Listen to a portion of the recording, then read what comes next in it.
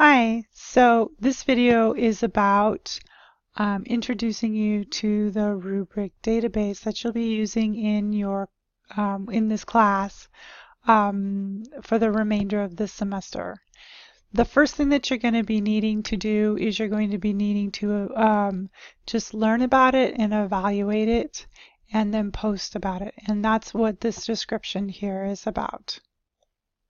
So the purpose of the rubric database, at least this exercise, is for you to try something out without getting a lot of instruction, then learning to evaluate it in a critical way that's both balancing the positives and the negatives. I know that students want to be negative, but if you're a software evaluator, say that somebody has come to you and said, hey, I want to know what you think about this.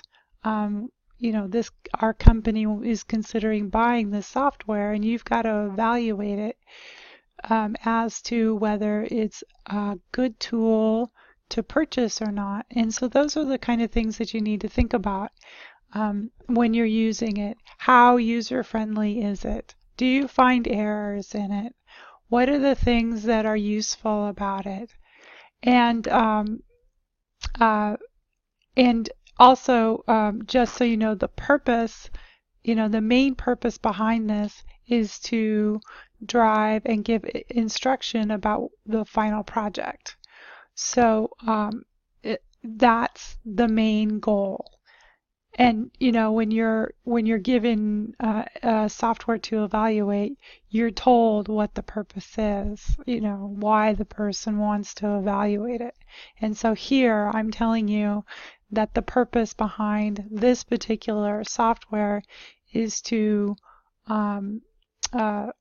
communicate what's expected of you in the final project. Okay?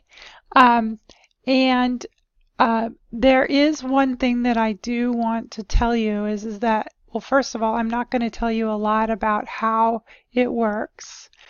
Remember that a user interface is like a joke. If you have to explain it, it's not that good. So you want to go in and you want to try to see if you can figure it out without having me provide a lot of explanation. Not that I won't provide it later, but I want you to see what you can come up with on your own. I want you to click on buttons. Make sure that you read the instructions. Read them several times. That's really important. And the other thing that I want to make sure that you understand is that you will receive an error when you open the rubric database. So I'm going to go ahead and I'm going to click here, because this, you can click on any of these and it'll take you this one, this one, this one. It's all over here. So you can click on one of these and then you'll download the rubric database. And it takes a little bit of time because it's a fairly large database. But when you open it, it will come to an error. And one moment. And it will look something like this. Okay? And the thing that I want to tell you is that this is a normal thing. It's not an error within this particular database or the software. This is a protection feature in Access that Microsoft has implemented into all their software so that viruses can't be downloaded onto your computer. So this isn't something that I have any control over. I don't have a way to turn this off. Microsoft puts this in for all their databases, and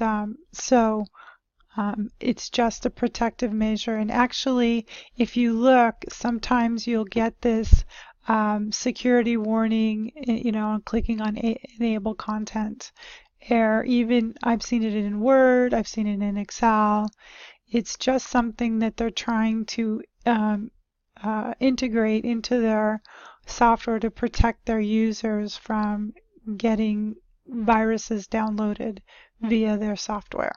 Okay, so anyway, to deal with this error that has come up, you can click on Stop All Macros, Step 1, Stop All Macros. Step 2, click on this arrow up here on the main menu. Okay, then, so that's Step 3, or Step 2, and then Step 3, you click on Enable Content, and then it'll start the tutorial. Okay, so I just want to make sure that you understand that there are 3 steps to getting rid of that error. Okay.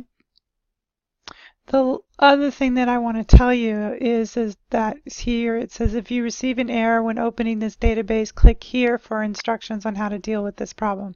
So don't forget about that you can print out instructions as well as to how to deal with that. This rubric database is required to be submitted each time that you submit a rough draft. Okay, so hopefully that information will help you get going. And certainly post if you have a question.